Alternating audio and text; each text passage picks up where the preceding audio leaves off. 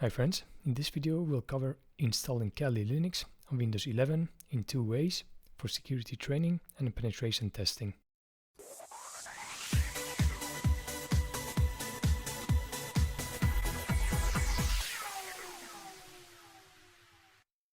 In a previous video I covered using WSL2 in Windows 11 to install various Linux shells and work with them simultaneously from the Windows terminal.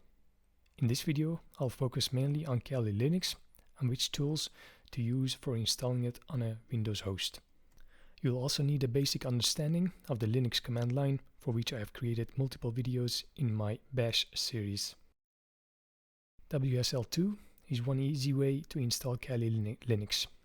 You'll need to make sure you have latest PowerShell and Windows Terminal installed using the Microsoft Store. Then in order to install WSL2, go to Windows Features and enable Windows Subsystem for Linux together with VirtualMachinePlatform and then reboot your PC. You can also install them using PowerShell, but make sure to open the terminal as local admin first.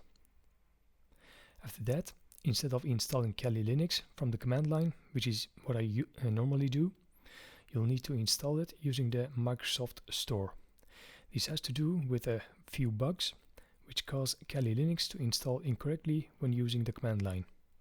When using the Microsoft Store, the installation goes without issues. You just need to enter a username and password, and then Kali is ready to use. If you've already installed Kali from the command line, you'll need to remove it using the unregister flag and then install it from the Microsoft Store. After installing Kali, you'll get this message, which indicates that the installation is minimum and you'll need to install Kali tools. You can open the link here by holding the Control key and using the mouse button. Kali tools are grouped in Metapackages. Each group has a purpose, but you can install all the tools if needed. The Kali Linux default package is a good starting point. Using the apt package manager, update your repositories and upgrade your packages first.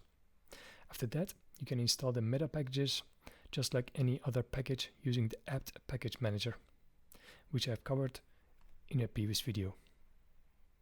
Enter sudo apt install kali-linux-default. Here you can see how much space the package takes, which you can run for other packages to find out, and then accepting or declining the installation. During the installation, we'll need to make a few decisions.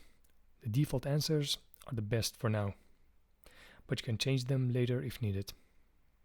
For Mac Changer, I'll choose no. For Kismet, choose yes, followed by entering your current username. For Wireshark, to run without root privilege, I'll choose no. And for SSL Edge, I'll accept the default answer as standalone. This finishes the installation of the default package. After that, if at any point you'd like to change the installed packages, you can use sudo task-cell command. Here we can see which package is installed, and if you want to add a package, simply select it with the spacebar and hit tab to OK and press enter. Under Windows Settings, Apps, Kali Linux, you can see that these tools increase the disk usage a lot. If you prefer a GUI with Kali, then you can install it as a virtual machine. Go to kali.org, click on Download, then Virtual Machines, and choose either VMware or VirtualBox. VirtualBox is free and easy to use. I've also covered it in a few videos in the past. I'll choose the torrent file as download option. Downloading Kali as VM makes it easy to quickly start using it without going through the installation steps.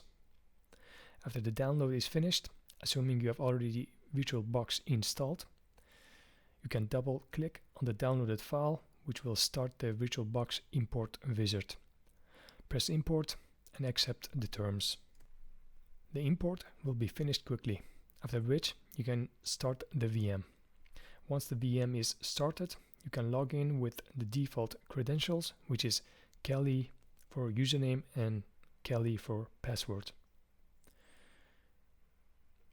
You can change the display resolution under View and Virtual Screen 1. Guest additions are already installed, which makes it possible to easily move the mouse in and out of the VM display.